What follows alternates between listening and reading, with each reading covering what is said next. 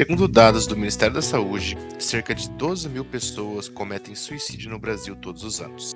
No mundo, esse número sobe para 1 milhão. É de extrema importância conscientizar as pessoas sobre esse assunto e mostrá-las que o suicídio é um problema de saúde, ou seja, pode ser tratado.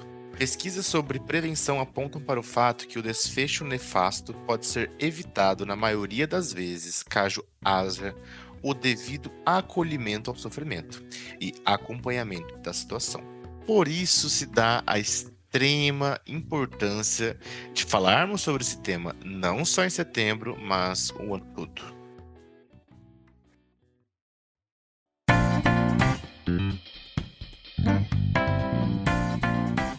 Bom dia, boa tarde, boa noite. Não sei de onde você nos escuta, mas eu sou a Nath. Que bom ter você aqui conosco. Eu sou o José Vinhotti. E eu sou o Guilherme Teobaldo, ou Theo, se preferir.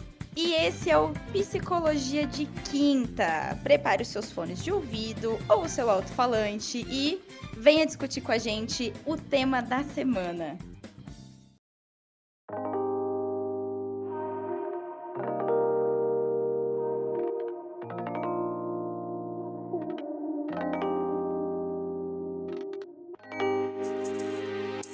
A primeira coisa que é importante a gente dizer, né, que o suicídio é um fenômeno multidimensional, né? O que seria multidimensional? É uma interação entre vários fatores, né? Pode ser ambiental, social, fisiológico, genético, biológico, pode ser algo cultural também, né? E esse tema é considerado um grande tabu em muitas sociedades, né? Eu acho que muito pela questão religiosa que cerca a questão sobre a vida também.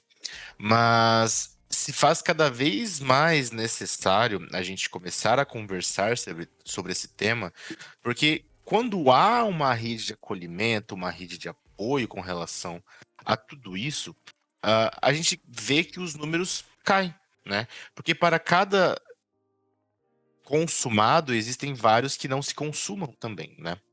E isso que você trouxe agora de ser um ato multifatorial é importante porque quando a gente traz um olhar histórico do suicídio, ele remonta desde a Grécia Antiga, então não é algo recente, não é algo que acontece agora por conta da nossa sociedade atual. É óbvio que nós temos sim hoje em dia situações que impulsionam, né, que nem José acabou de trazer essa questão do desamparo emocional, mas nós temos grandes casos históricos na própria história da humanidade que remontam que nem sempre o suicídio foi olhado da mesma forma, né?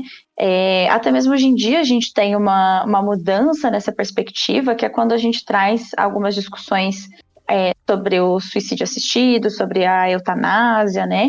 Que já é sim discutida e liberada em alguns países, mas que o principal é a gente trazer sobre esse olhar que vem muito mais sobre uma perspectiva moral, muitas vezes, que nós trazemos sobre o assunto, e que justamente às vezes nos barra de conversar sobre. É uma coisa que a gente sempre ressalta aqui nos nossos episódios, de que sem a gente conversar sobre os temas, a gente não consegue olhar para as várias possibilidades que se tem de discutir e de se entender e de se agir em cima desses temas, né? E o suicídio com certeza é um deles. Não só é um deles, né? Como o suicídio de forma geral, em alguns momentos históricos e culturais, ele era entendido até como uma forma de honra ou de manutenção da honra, né? Como no Harakiri, por exemplo, né? Do Japão, ou como um ato de protesto, enquanto em outros momentos, circunstâncias históricas, ele foi considerado um crime à própria vida, vamos colocar assim, né?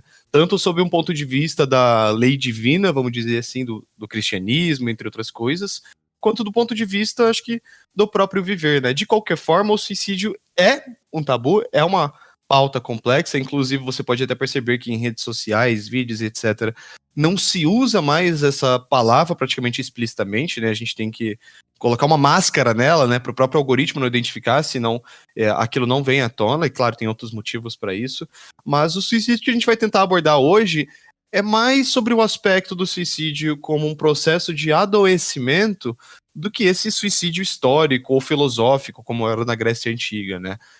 Já que hoje o contorno que a gente tem, principalmente na nossa cultura aqui do Brasil, em que o suicídio não é visto como algo honroso ou de protesto ou algo do gênero, é a ideia do suicídio como consequência de patologias mesmo, né? De um processo de desgaste, de sofrimento, de dor, e que às vezes pode levar a pessoa à tentativa e ou à concretização do ato, né? Já que nem o José colocou, nem toda tentativa se consuma ali, de fato, no suicídio, né? Inclusive tem até uma grande discussão sobre as tentativas que, na verdade, são voltadas não para efetivar o suicídio, mas tentativas, às vezes, num sentido da pessoa buscar uma libertação, uma fuga também um pouco dessa dor, né? Uma forma de lidar. Essa palavra que você trouxe, ela é bem essencial, né?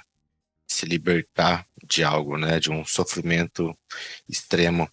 A primeira coisa que a gente tem que entender é que a gente não pode culpabilizar um indivíduo que está sob essas condições, né? Existe o suicídio consumado, mas existem suicidas em potencial, né? Aquelas pessoas que têm ideações, aquelas pessoas que já atentaram contra a própria vida uma vez ou outra, mas não consumaram o fato, né? De fato. E não culpabilizam. Ou que já pesquisaram, às vezes, vias e instrumentos para fazer isso acontecer, né? Exato, né? Um estágio do planejamento, né? Existem vários estágios, né? Dentro dessa questão. Então, a primeira questão é não culpabilizar essa pessoa, né? É não estigmatizar ainda mais. Porque isso, de fato, não ajuda, né? Isso não ajuda, na realidade, aumenta ainda mais esse sofrimento, né? A gente vê que muitas vezes esse ato é uma busca de sentido, muitas vezes, né? Talvez uma concretização de um ciclo disfuncional que a pessoa tem, que talvez a única conclusão cabível ali seja o fim total, né? De todas as razões, digamos assim. Creio que é importante a gente falar sobre tudo isso de uma forma um pouco mais otimista, né? Então, tem uma frase da Karina Fukumitsu que ela é bem bacana, né? Que ela é uma psicóloga, gestalt terapeuta, né? Acho que ela é a primeira suicidologista do Brasil, né? Que estuda sobre essas questões. Que é: se tem vida, tem jeito, né? Se ainda há vida, ainda há uma forma, né? Tem uma outra questão que ela traz, que é extrair flores de pedras, né? É difícil, é um campo muito árido realmente, mas é possível transformar essas questões, né? E não é através da culpabilização, de uma extrema pressão, que a gente vai chegar a essa transformação, né? Na verdade, muito pelo contrário, é através de um apoio, de um entendimento, do padecimento, do eu entendo como você pode estar se sentindo, mas vamos lá tentar observar as coisas de uma outra forma, né? Transformar realmente esse caminho. Porque quando a gente vê um indivíduo entrando nesse ciclo, nesse caminho, é muito difícil de sair quando não há um apoio, né? E para cada indivíduo que consuma esse fato, existem cerca de 5 a 10 pessoas ao entorno que são chamadas os sobreviventes do suicídio, né? E ainda assim são afetados, né? Familiares, pessoas que se relacionam com aquilo, né? Essas pessoas que ficam também têm uma grande dificuldade em lidar com tudo isso.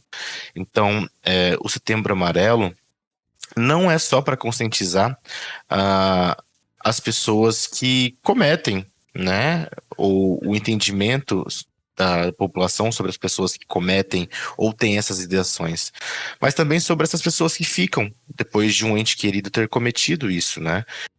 É importante se discutir e falar sobre, porque essas pessoas que ficam também são muito atravessadas por essa questão, né? Existe uma conta que fala que para cada uma morte, né, você tem pelo menos 30 pessoas que são envolvidas com isso. Então, quando a gente olha para a questão, né, de um único indivíduo, você está falando dos familiares desse indivíduo, do grupo de amigos desse indivíduo, do grupo, seja da escola, seja da faculdade, seja do trabalho desse indivíduo. Então, não é um grupo pequeno, e não é à toa que quando a gente fala sobre essa questão, e por que né, existe o Setembro Amarelo, essas políticas, é porque quando a gente fala de suicídio, a gente não pode esquecer que o suicídio ele é uma questão de saúde pública, porque envolve essas várias esferas para além só da questão familiar. Então a gente está falando da questão política, a gente está falando da questão econômica, a gente está falando dessa questão religiosa, e pensar essa questão é pensar em questões justamente quais campanhas a gente pode fazer, como o SUS pode ajudar nessa questão, né, do suicídio, onde que entra tudo isso. Então, ver, querendo ou não, por mais que às vezes a gente tenha até algumas piadas sobre, né, o Setembro Amarelo, nossa, agora as empresas vão começar a fazer palestra. Que bom que elas vão fazer palestra, né? Deveria se fazer mais vezes no ano e não só em setembro, com certeza. Mas se a gente já conseguiu dar um passo nessa questão de estar falando sobre, pelo menos uma vez num ano, a gente já tem que contar isso como uma vitória, porque justamente é um tabu que a gente não conversa. A morte como um todo é algo que não se conversa, né? Então, é importante ressaltar essa questão de que, sim, a gente precisa encarar isso de uma forma pública, de uma forma comunitária, porque afeta toda uma comunidade, né?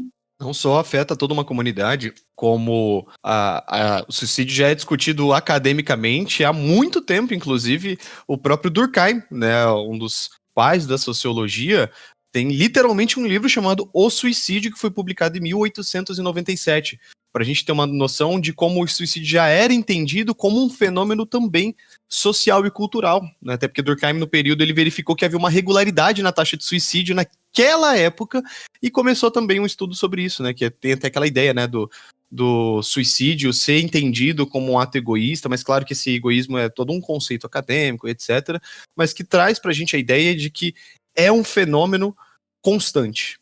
E é um fenômeno que, infelizmente, parece, sim, que terá uma constância. Que a Natália comentou sobre o Setembro Amarelo, né? Então, por mais que o Setembro Amarelo seja clichê, ele seja peculiar para algumas pessoas, cara, a campanha se efetivou nesse sentido. Pelo menos durante um mês do ano, as pessoas se lembram que elas têm que discutir sobre saúde mental e sobre processos de adoecimento. Então, por mais que seja uma época, às vezes, que a gente cansa de ver coisas, cara, a gente precisa fazer isso. E como a Natália mesmo comentou, né? Poderia ser durante o ano inteiro, em vez de só setembro. Então, acho que trazer à tona novamente essa discussão, por mais que seja clichê, é um passo importante, porque a gente, inevitavelmente, acaba deixando ela de lado em outros momentos. Mas também a gente vê uma banalização, às vezes, dessas discussões. Que nem aquele vídeo clássico da Jade Picon, que tá gravando uma selfie, assim, e fala, Setembro Amarelo, né, por causa de um brinco que ela coloca. E, assim, obviamente que são pessoas que banalizam e tornam esse tipo de discussão uma discussão superficial, sendo que, na verdade, tem que ser uma discussão mais complexa. Talvez deveria ser um momento da gente parar, olhar, introjetar um pouquinho mais e perceber como que a gente está, de fato, vivendo a nossa vida, como a gente tem se sentido, como a gente tem percebido os outros à nossa volta. Até porque mesmo como psis, fazer uma avaliação de risco, por exemplo, para alguém que tem uma ideação ou pensamentos ou busca meios para efetivar o suicídio, é muito complexo. E às vezes pessoas ao nosso redor que parecem estar completamente bem, não necessariamente estão. Então, pelo menos, este mês vem nesse sentido, de exercitar esse tipo de pensamento, né? E acho que até dá para trazer uma correção até aqui de que, vamos lá, o Setembro Amarelo é para falar sobre a prevenção ao suicídio. E a gente já está falando, que nem até o José explicou no começo do episódio, sobre, vamos dizer assim, as vias de fato, né? Sobre a finalização, o ato em si. Só que usa-se desse espaço para falar muito da saúde mental como um todo. Então, tem até essa complicação de explicar o que é a campanha, o que é o conceito. Então, a gente acaba falando dentro do mês, que é para conscientizar sobre a questão do suicídio, sobre outras coisas que, às vezes, tem relação direta? Tem, mas a estigmatização, que é talvez o foco que a gente precisa trabalhar, às vezes acaba passando partido. É óbvio que é importante, tem relação a gente falar sobre o autocuidado, sobre a gente falar justamente sobre essa questão de equilíbrio da vida, sobre esse olhar para a nossa saúde mental, sobre essa questão.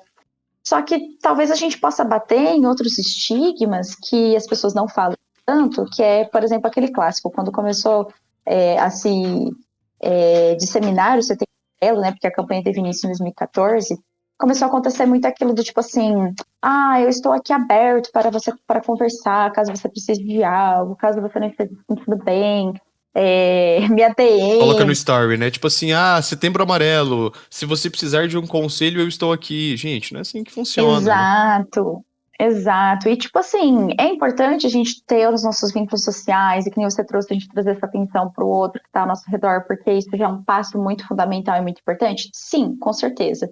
Mas não é sobre isso que a gente está falando, que é no Setembro Amarelo, sabe? É sobre como a gente tem um tabu para falar de morte, é como a gente tem um tabu para pensar sobre a morte, como, na verdade, minha querida amiga psicóloga Julia Romano traz esse trabalho de uma maneira muito eficiente e linda, que na verdade a morte serve até para a gente olhar e valorizar a vida.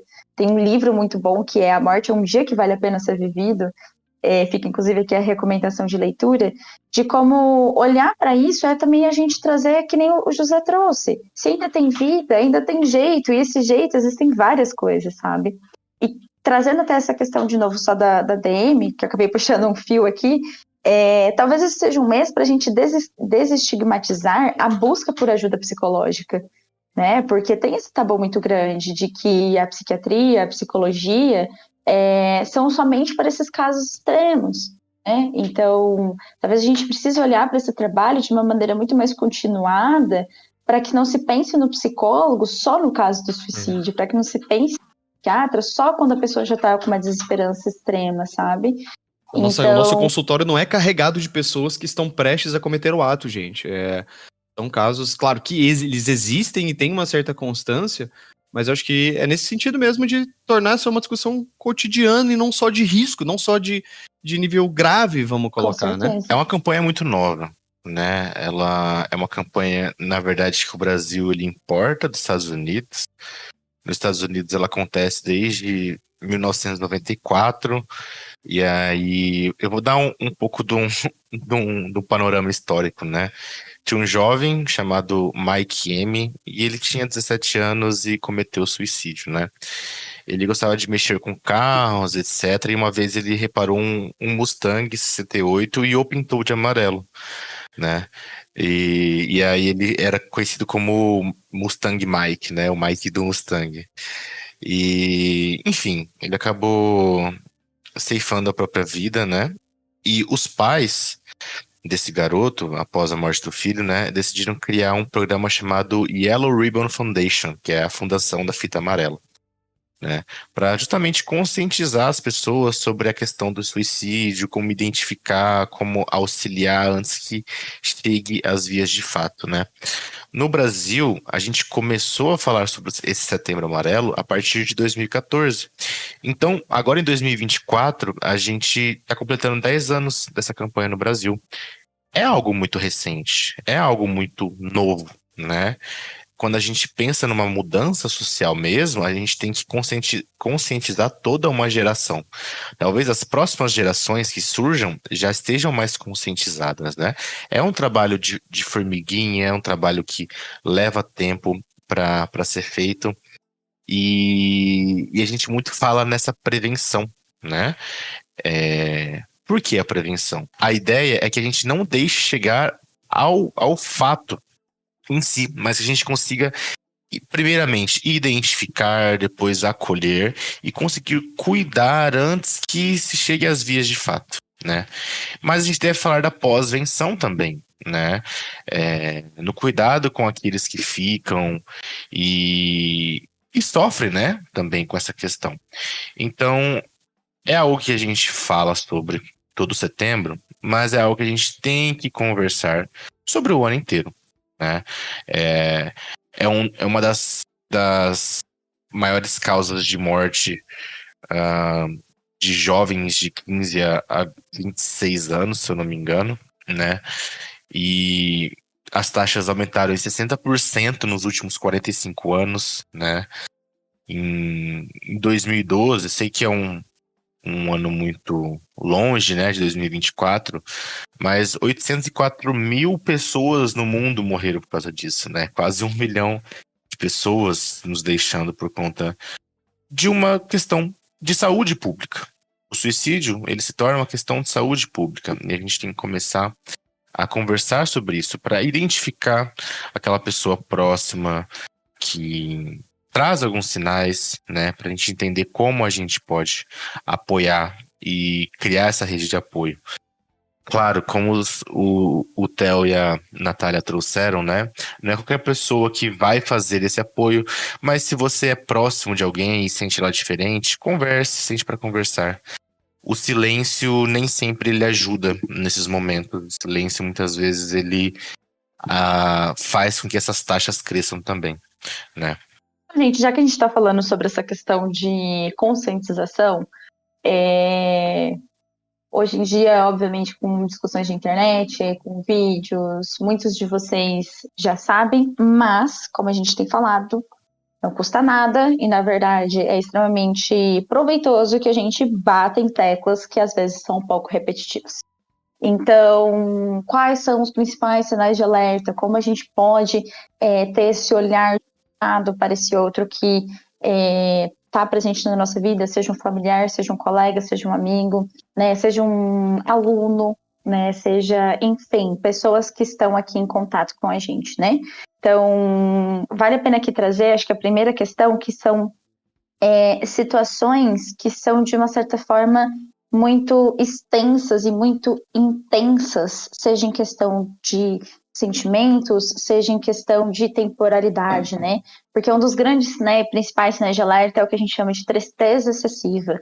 Só que isso tem que ser colocado em perspectiva, né? Essa tristeza excessiva, vamos supor, né, que a pessoa perdeu um ente querido. A gente vai sentir uma tristeza excessiva, com certeza, por justamente ter uma proximidade com essa pessoa, mas quando a gente vê que isso se prolonga num tempo, que isso traz uma perda de coisas que são importantes na vida dessa pessoa, então nunca é um comportamento isolado, né? Então a gente tem que olhar para alterações muito repentinas de comportamento, para diminuição, ausência de autocuidado, uma pessoa que apresenta uma queda de produtividade nos estudos e trabalho de uma maneira muito excessiva, muito acentuada. E, de novo, nunca vai ter só um sintoma ou outro, né? Geralmente é uma somatória desses sinais, dessas percepções. Os comportamentos responsáveis e perigosos, as próprias ameaças verbais, né, de tentativa. Então,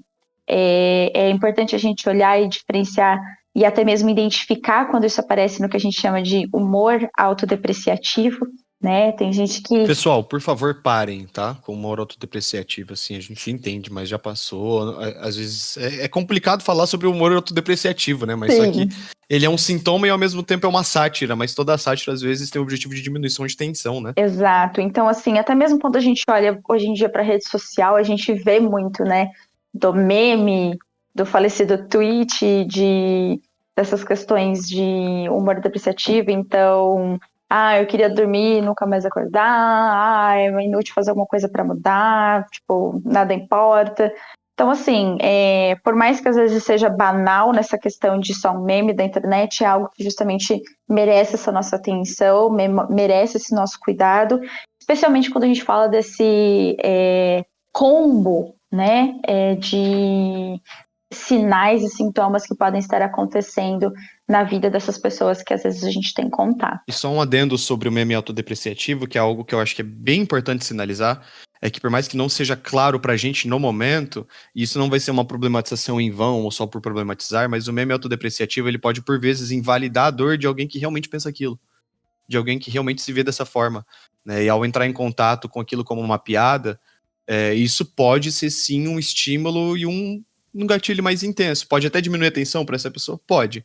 Mas confie em mim, alguém que vivencia dia a dia esse tipo de pensamento, sem ser com um sorriso no rosto, provavelmente ao lidar com pessoas zoando ou colocando no story, é uma forma direta e indireta de você zombar também da dor de outra pessoa, né? Se você passa por isso ou conhece alguém que pode estar passando por uma situação difícil, aqui vai alguns locais onde é possível buscar esse apoio, buscar essa mobilização, né?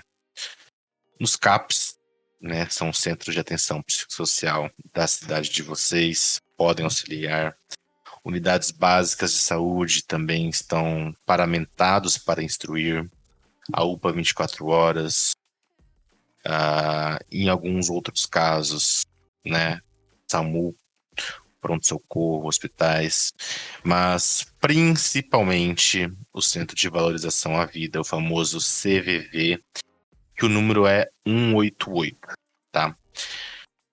Para apoio e auxílio também, temos as clínicas, escolas, das universidades, né, com estudantes de psicologia, medicina, que podem estar ali auxiliando. O acompanhamento psicológico é extremamente recomendado, em alguns casos, o acompanhamento psiquiátrico também. E, novamente, redes de apoio de famílias e amigos é muito, muito, muito importante. Se você tiver algum conhecido que teve uma mudança muito drástica de comportamento, está um pouco mais sumido, ou até ao contrário, se era uma pessoa mais quieta e você vê ela muito falante, aparecendo muito também, se atente, se preocupe, procure conversar com essa pessoa, tá?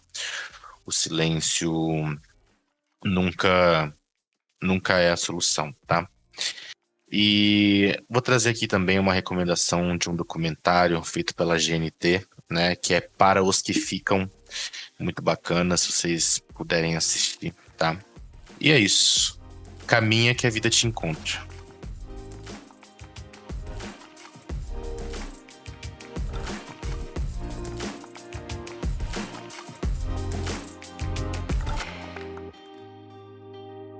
Todas as fontes utilizadas para a produção desse episódio estão disponíveis no link da descrição.